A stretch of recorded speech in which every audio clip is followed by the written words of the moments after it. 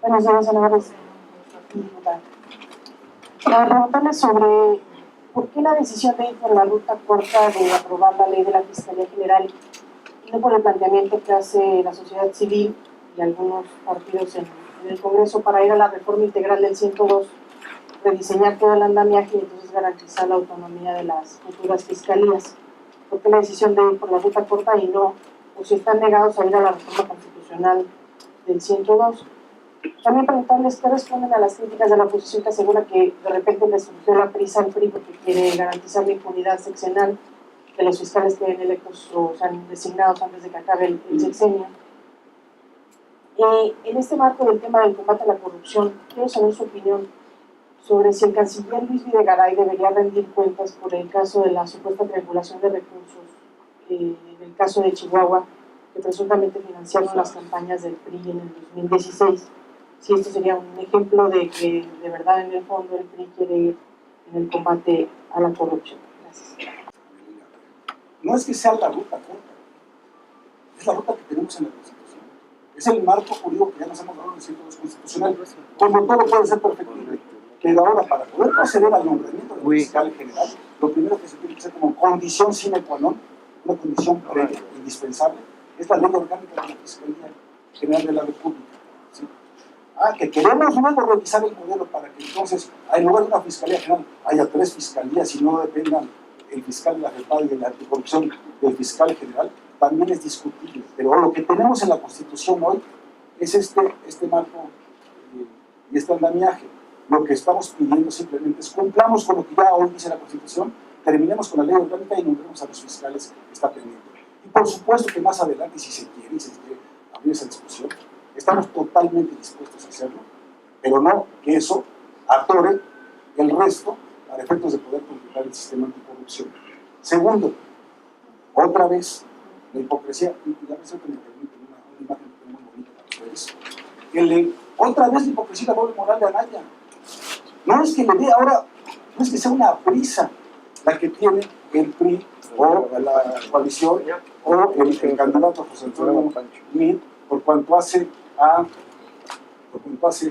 a la propuesta, a este respetuoso llamado para completar el Sistema Nacional de Corrupción, porque otra vez, la discusión en aquel momento sobre el famoso fiscal carnal era porque había un pase automático, que ya sin chispar, automáticamente el titular de la PGR pasaría a ser fiscal general.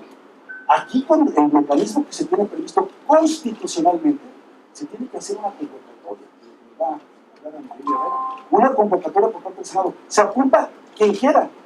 Este llamado va a ser a las mejores y a los mejores mexicanos, a los más capacitados para ocupar esas 2 posiciones, la Fiscalía General y la Fiscalía de Corrupción. Y será con el voto de las 2/3 partes del Senado de la República, que no las tiene el PRI con sus aliados, como se puede hacer este nombramiento. De tal suerte, que además de hipócrita salió mentiroso Anaya. ¿Sí? Y permítanme, porque si no se va a pasar la conferencia de prensa y no. Este es Anaya.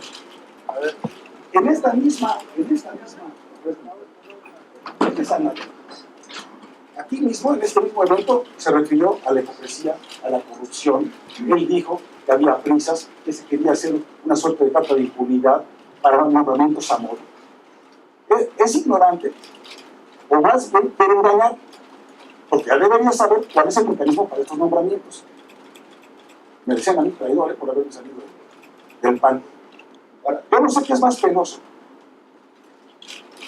Si el chalequito amarillo del PRD en Anaya, por la cara de vergüenza que tiene Santiago Krill, por la escena, una escena que seguramente se está retorciendo, por un lado panistas, por otro lado periodistas, porque este es un frente maltrecho, donde se borraron todo tipo de ideologías, de principios, de congruencia, y esto entonces es una temporada única y exclusivamente político-electoral. Es el reparto de un botín político y es hacer un lado la tarea legislativa, que es nuestra principal responsabilidad, para estar apuntando solamente con mentiras, falsedades y doble moral a un tema tan crítico y tan sensible para los mexicanos. Decían que nosotros evadíamos el tema, decían que no le queríamos entrar al asunto. Hoy le estamos entrando con las mejores armas e instrumentos que tenemos, que son las leyes y las instituciones. Ese es el llamado justamente que está haciendo. Y por último, Claudia, decías que si Luis Videgaray tiene que responder por el asunto de la acusación electoral, Miren, esto no es de personas, esto es de instituciones. La Secretaría de Hacienda y Crédito Público ha dado a conocer su posición sobre el tema que lanzó públicamente Corral y sobre el supuesto faltante de recursos que había la Secretaría de Hacienda omitido para el Estado, para el erario del Estado de Chihuahua. Yo conozco a Corral hace muchos años. Nuestras diferencias en el tema de las telecomunicaciones y radiodifusión es público. Y lo conozco también, que sé perfectamente que lo que está haciendo es una puesta en escena. Una puesta en escena por un asunto que es el único gobernador, curioso, el único gobernador, incluidos los del PAN, que tiene problemas con Hacienda. El único gobernador que está haciendo investigaciones, como lo hacen otros, incluidos Yunes en Veracruz, con el caso de Duarte, y tantos otros, que tiene supuestamente una amenaza de Hacienda de que o le para o no le dan dinero. Después de que le dieron 2,000 millones de pesos más en el 2017. Y se queja de que no tuvo para pagar aguinaldos, lo que demuestra que es un pésimo administrador. Porque en el caso de Corral nos queda claro que no es lo mismo ser borracho que cantinero. El señor toda la vida ha sido oposición. Y hoy sigue jugando el papel de oposición. ¿Qué demonios tiene que estar armando una marcha? Desde Chihuahua hasta la Ciudad de México en lugar de ponerse a gobernar? Porque lo que está ocultando en realidad es su incapacidad para defender la ola de criminalidad y violencia en su estado. 84% más de homicidios dolosos en esa entidad. Esa es su realidad. Y de paso le echó un aventón con una campaña totalmente descafeinada y desdibujada como la mancha. Entonces, no es que tenga que ser esto que se vive de la regla. La Secretaría de Hacienda y Crédito Público ha fijado la posición, los propios gobernadores, incluido un panista, como Pancho Domínguez, gobernador de Querétaro, que es el presidente o coordinador de la Comisión de Hacienda y Crédito Público de la Comisión. Y hay un comité nacional de los secretarios de finanzas que encabeza el de Baja California Sur, gobierno también panista, y que han dicho todos, aquí no hay ningún faltante, aquí son matemáticas puras. Lo dijo también Miguel Márquez en Puebla hace 2 días, lo dijo también el gobernador de Tlaxcala, lo dijo el gobernador de Colima. Todo el mundo sabe, desde luego el gobernador Don Miguel. Esto es una puesta en escena, esto es una cortina de humo de Javier Corral ante la incapacidad de hacer un buen gobierno, y que desde la comodidad siempre de la oposición en posiciones plurinominales, cuando le toca ser gobernador, ya no sabe qué hacer con ese estado. Y es mejor tener una cortina de humo, seguir con esta cantaleta, hacer marchas así como en los años 70, ¿verdad?, en lugar de ponerse a trabajar para detener la ola de criminalidad de su estado. Como les decía, falta la verdad quien crea que se puede hacer un nombramiento a modo, falta la verdad quien crea que el problema de la corrupción y de la impunidad en torno a este problema puede resolverse solamente con la voluntad de una persona. Requerimos instituciones sólidas, y falta la verdad también quien afirme que ahora corre prisa y que queremos hacerlo al vapor. Quiero darles solamente algunos datos. A la fecha hemos aprobado 2 grandes reformas constitucionales, se expidió ya una ley general, 4 leyes secundarias y se han reformado 3 ordenamientos más. Y en el caso específico del nombramiento para el fiscal anticorrupción hay un proceso ya abierto. La convocatoria se emitió en octubre de 2016 para el fiscal anticorrupción. Se inscribieron 32 personas, 23 fueron consideradas idóneas. Y bueno, el tema lo tenemos en la Junta de Coordinación Política. Así que ojalá que esta sea la oportunidad para cerrar el círculo virtuoso del Sistema Nacional Anticorrupción y entregarle buenas cuentas a una sociedad que exige certeza, que exige recuperar la confianza en sus instituciones. Siguiente pregunta, por favor. Fabiola. Gracias, buenos días. Quisiera preguntarles, ayer el vocero de la Presidencia de la República dijo que no hay pruebas que hagan suponer una intervención del gobierno ruso en el proceso electoral mexicano. Quisiera su opinión al respecto, porque se ha hecho mucha crítica de una supuesta injerencia de este gobierno en favor de López Obrador, al igual que la referencia constante a que haría de México otra Venezuela. Si ya con esto que dijo el vocero quedaría saldado la crítica respecto a Rusia. Y segundo, López Obrador pide ayer al presidente de la República que se serene, y él vuelve a decir que el candidato Meade no prende y que habría una sustitución. Si me pudieran dar hoy día la opinión de este punto y si hay alguna perspectiva en materia de seguridad de la campaña de Meade, alguna cuestión concreta. Ya vimos que tampoco, que como usted menciona, hay una ola de criminalidad en todo el país, del gobierno que sea, de los gobiernos estatales. Ayer mismo se encontraron 32 cuerpos en fosas clandestinas de Nayarit. Entonces, ante esta ola de criminalidad, ¿qué va a proponer el candidato Meade? Gracias. Gracias.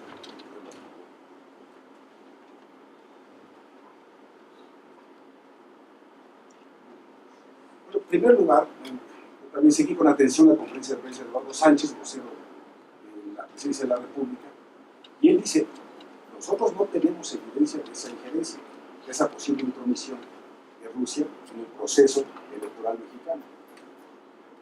Lo cual me parece muy entendible, porque esto no se hace por canales diplomáticos, nada más faltaba que lo hiciera a través de las embajadas, con los representantes del servicio exterior de cada uno de los países. El modus operandi, y esto no es una ocurrencia de nosotros, el modus operandi es a través de ataques cibernéticos masivos, que lo hemos visto en otras latitudes, en otros momentos y en otros procesos. Ahora mismo se está discutiendo en Estados Unidos la posible intervención de Rusia en el proceso de aquel país. Y claramente, insisto, no lo decimos nosotros, lo han señalado medios tan influyentes, importantes y respetables como el Wall Street Journal. Lo ha destacado un periodista tan serio y tan documentado como John Krause, Francisco Martín Moreno, porque la amenaza es real. Porque entonces el hecho de que, y dice el observador, yo me enterado estoy, primero no le creo, pero en todo caso tampoco le tendrían que estar pidiendo permiso. Si de lo que se trata es de meterse por la puerta de atrás para generarle ruido a Estados Unidos y tener mayor influencia sobre la región, lo van a hacer, como les dije, con ataques cibernéticos masivos, del que nadie puede resultar en ese sentido ajeno al mar. ¿Sí? Y con noticias falsas, generando incertidumbre, generando caos, generando una sensación de incertidumbre. Entonces, y por otro lado vemos también la mucho más abierta injerencia de Venezuela, porque hasta Vargas han apuntado allá y no se ha deslindado, por cierto, el equipo, la campaña o la pre-campaña de Venezuela. Entonces lo que estamos observando sí es una amenaza real, que debemos estar todos atentos, porque el proceso electoral, más allá del candidato o del partido o de la coalición que represente, es una amenaza para el país. No hay que echar un saco roto. Ahora ya le dicen Andrés Manuelovich. Y es capaz de todo. En esa obsesión que lleva, ¿no?, 3 consecutivas elecciones presidenciales, sí es capaz de todo. Así como nadie es capaz, como lo vimos, de venderle su alma al diablo al joven dictador, Andrés Manuelovich también es capaz o de hacerse guaje o de caer fascinado en los brazos de otras potencias con financiamiento, o bien que en ese supuesto y generoso llamado de apertura para una posible amnistía a los grupos criminales de este país, que como bien se comentó, están azotando varias regiones de la República Mexicana, o ese guiño, ese coqueteo de estar con él, de apoyarlo, y luego platican, ¿sí?, y quizás hasta de financiamiento. Entonces, cuidado con lo que está de por medio. Segundo, hoy escribe muy bien Jorge Fernández Menéndez al respecto en Excelsior. Ya lo dijo también el profesor y en sus colores, varios van a acudir. Pues tan duro y duro que si no prende, y que si la campaña, y que si no sé qué, y la otra bobería que dijo Anaya. ¿Por qué se ocupan tanto entonces? Deberían estar satisfechos si estamos tan lejos, si estamos tan mal. Lo que saben, lo que sienten, lo que perciben y lo que ellos mismos pronostican es que mi rey crece, crece, crece. Porque así, por la misma razón que yo me vine a esta campaña, convencido de que es el mejor hombre para la administración pública federal, porque de eso se trata, porque el titular del Poder Ejecutivo Federal presidente de la República, es la cabeza de la Administración Pública Federal, no solamente es el mejor de los tres, por muchísimo, es el mexicano con mayor experiencia en la Administración Pública Federal que tenemos hoy a la vista, con resultados, eficacia, eficiencia, honestidad, buen ciudadano, buen padre de familia, que genera certidumbre, y que eso es lo que necesitamos en México. Así como me ocurrió a mí, le está ocurriendo a muchos otros conmigo. Es decir, conforme va avanzando, la gente lo va conociendo, la gente le va dando su confianza. Porque eso es lo que genera José Antonio. Y lo saben en el otro lado. Lo sabe a nadie porque lo va a desbarrancar su ambición. Yo lo dije, lo pronostiqué. Así como Roberto Madrazo en el 2005-2006 se quedó con el partido y luego llegó al tercer lugar, así le va a pasar a nadie por Gandaya. ¿Sí? Y esto va a ser de dos, y al final, la gente de bien, la gente que tiene compromiso con sus propias familias, con su futuro, con su desarrollo profesional, personal, con las libertades, con el Estado de Derecho, va a jalar con José Antonio Meade. Y por eso están muy duro por la cantaleta. Aquí estamos para decirles una y otra vez, vamos para adelante y vamos con todo. ¿Sí? Ya, ese asunto, vamos a dejarlo de lado. Y por último, esta ola de criminalidad, precisamente de lo que se trata, es que lo que ha dicho José Antonio Meade es, por un lado, que los gobiernos locales hagan su tarea, porque lo que no se vale es que pues, estemos en esta zona de confort, en un círculo vicioso, que no se hace el trabajo desde los estados, pero se extiende la mano, ¿no? Así como para las participaciones federales en materia de impuestos, también para que vengan las Fuerzas Armadas. Y luego, la hipocresía, decir no queremos la ley de seguridad interior, cuando en realidad lo que hace es regular precisamente la participación de las Fuerzas Armadas.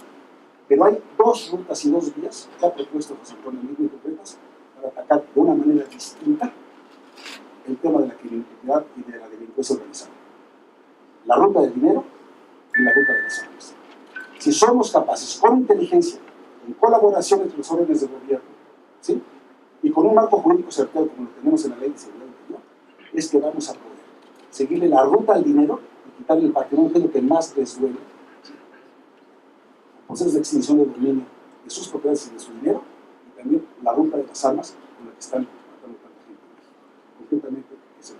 Muchísimas gracias. ¿Quieres decir algo más? Sobre este tema yo quisiera abundar un poquito más. Decir que José Antonio Meade sabe que uno de los problemas que más lastiman también a la sociedad mexicana, a las familias mexicanas, pues es el tema de la inseguridad. Y por eso, en estos distintos foros en donde ha tenido encuentros con la militancia en toda la República Mexicana, precisamente fue en Coahuila, donde abordó el tema de seguridad y Estado de Derecho, José Antonio Meade ha sido muy, muy claro. Como ya lo dijo el vocero Javier Lozano, no va a haber vacilaciones en el tema de seguridad. José Antonio Meade tiene claro que hay que actuar con firmeza en el tema de la seguridad, con la ley en la mano, pero con firmeza. Y no va a sentarse a tomarse un café con los criminales. Ha dicho claramente que ni perdón ni olvido, como otros han querido sugerir, sino que lo ha referido. El único diálogo que va a haber es el de la ley. Así que lo que ha referido también ya aquí Javier, es en el sentido que hay una estrategia muy clara de ir tras las armas e ir tras el dinero. Pero también ha apostado, y por eso el comunicado de ayer, ha apostado a fortalecer una institución fundamental para la persecución de los delitos, que es la Fiscalía General. Así que si fortalecemos la Fiscalía, si hacemos que además los ministerios públicos de todo el Estado trabajen de manera eficaz, de manera coordinada en todo el país, estamos seguros que vamos a empezar a dar mucho mejores resultados. Gracias. Compañera atrás, por favor. Hola, buenos días. Yo soy Martínez de W Radio. Hacerles algunas preguntas. En el caso de los temas pendientes, tanto en el Senado de la República como en la Cámara de Diputados, ¿ustedes buscarán plantear algún tipo de mayoría en el caso de que no haya estas negociaciones, sobre todo con el Frente? El día de ayer decía el diputado Rafael Hernández Moreno que en lo que no salió en la Cámara, que fue lo del auditor, pues fue culpa del PRI porque no ha hecho andar el mayoriteo cuando en otras ocasiones lo ha hecho. Eso por un lado, saber si va a haber mayoriteo en caso de que no haya las negociaciones necesarias. Por otro lado, si ¿cuál va a ser la postura que van a tener en cuanto a las acciones de inconstitucionalidad en la ley de seguridad interior, también teniendo el tema de seguridad que han sido de los que han defendido el precandidato? Y bueno, el día de ayer se dan estas mantas en Aguascalientes de supuestos priistas. Ayer quiere decir que se deslindó de lo que ocurrió de las mantas solicitando la renuncia del precandidato José Antonio Meade, y siguen los rumores de que se va Meade, que van a quitar al precandidato para poner, incluso dijo López Obrador, a Aurelio Nuño en este cargo. Y también han salido algunos voces, cartones que dicen que se está negociando por parte del PRI dar la presidencia al Partido Acción Nacional y a su frente. ¿Qué responden a esto? Gracias. Vamos para salir rápidamente del último, es una barbaridad. Esto último ya no amerita mayor comentario, es una barbaridad. Punto. Ahora, y ahora le voy a pedir a mis compañeras, diputada y senadora respectivamente, que me acompañen en estas respuestas. Ya lo dijimos, para los nombramientos pendientes del Sistema Nacional Anticorrupción se requieren 2/3 partes de los votos presentes en el Senado de la República.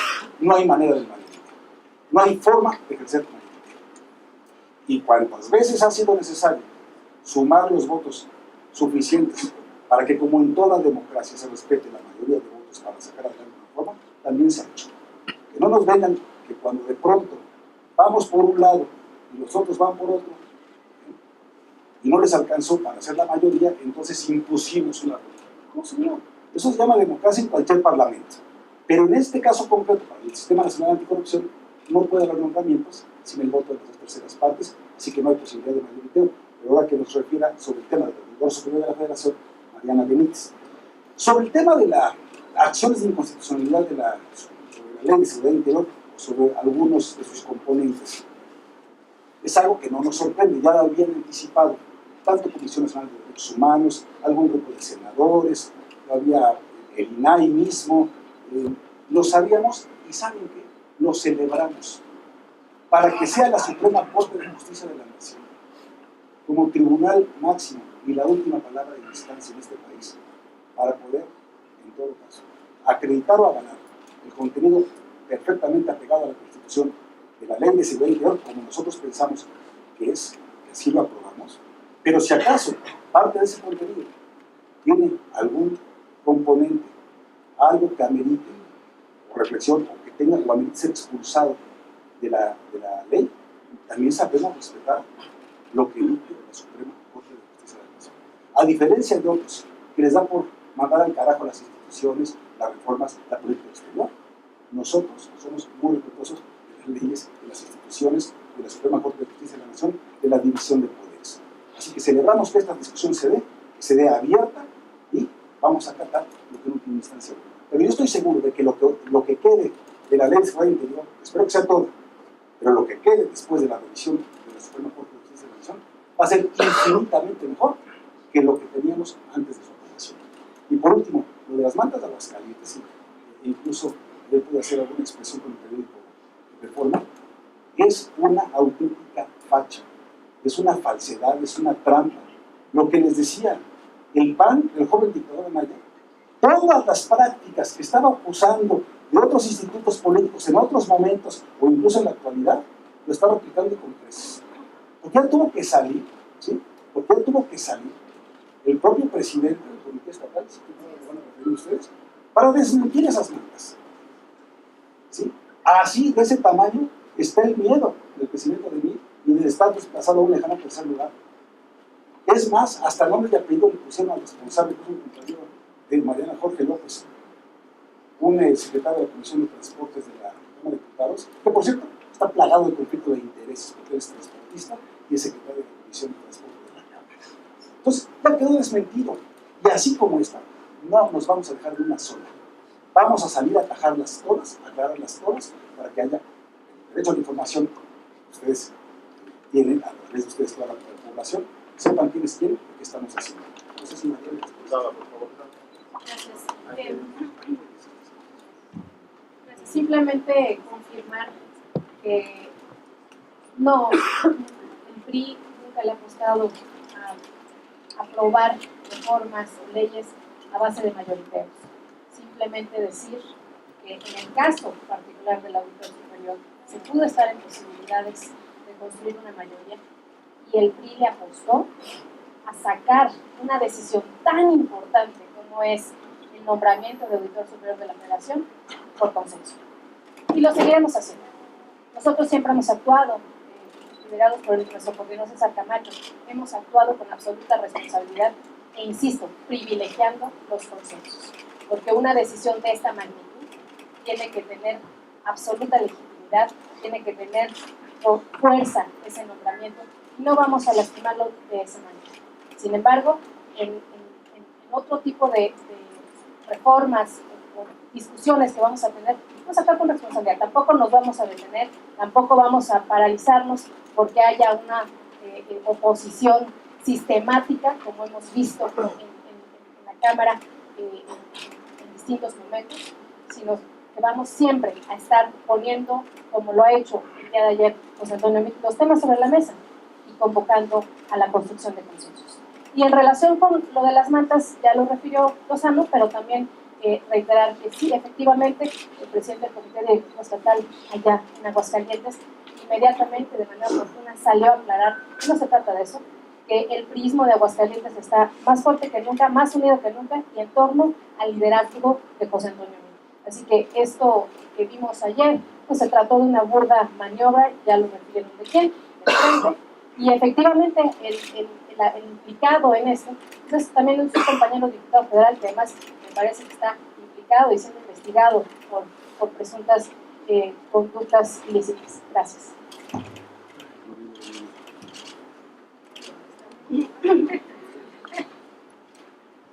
Perdón a todos por la ronquera.